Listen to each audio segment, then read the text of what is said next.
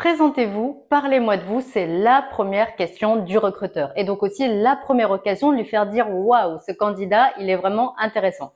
Mais pour ça, clairement, pas de place à l'improvisation. Il va vous falloir une méthode et la méthode, c'est justement ce qui va vous donner un plan à suivre pour être impactant. Alors, quand je parle de méthode, je pense clairement à une méthode en 5 étapes. Alors, un conseil, prenez des notes parce que je vais même vous donner quelques astuces que j'explique dans mon livre. Étape numéro 1, c'est l'introduction. L'introduction, c'est on pose le contexte et tout de suite, on marque la motivation. Donc, le contexte, c'est quoi? C'est tout simplement le poste pour lequel vous venez justement en entretien face au recruteur. Et la motivation, c'est tout simplement faire prendre conscience tout de suite au recruteur que ce poste, vous le voulez et que vous n'êtes pas là par hasard. Par exemple, vous proposez ma candidature au poste 2, c'est la suite logique de mon parcours. Donc la suite logique, ça veut dire que vous ne pouviez pas faire autrement, donc c'est juste une évidence que vous soyez là aujourd'hui. Étape numéro 2, là, c'est plutôt le passé. Donc le passé, c'est quoi? C'est et les grandes étapes, et les choix, et l'évolution. Je m'explique. Les grandes étapes, c'est les grandes phases de votre parcours. Vraiment, les grands secteurs d'activité ou métiers par lesquels vous êtes passé, si on devait faire par exemple des catégories.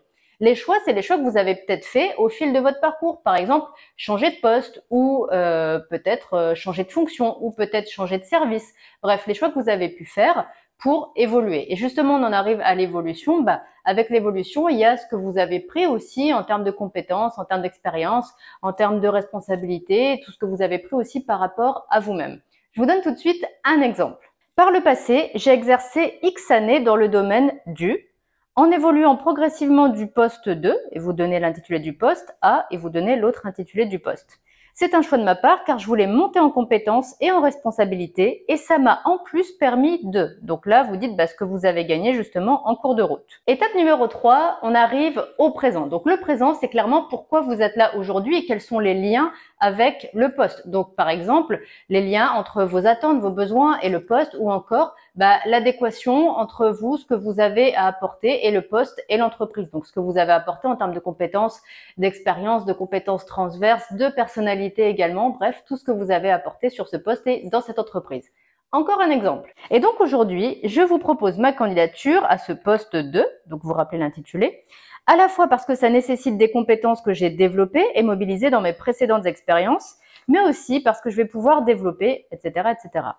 En plus, vous proposez, et là vous donnez justement un des éléments phares pour vous du poste, de l'offre d'emploi, et c'est exactement ce que je recherche aujourd'hui. On en arrive à l'étape numéro 4. L'étape numéro 4, après l'intro, le passé, le présent, forcément on en arrive au futur.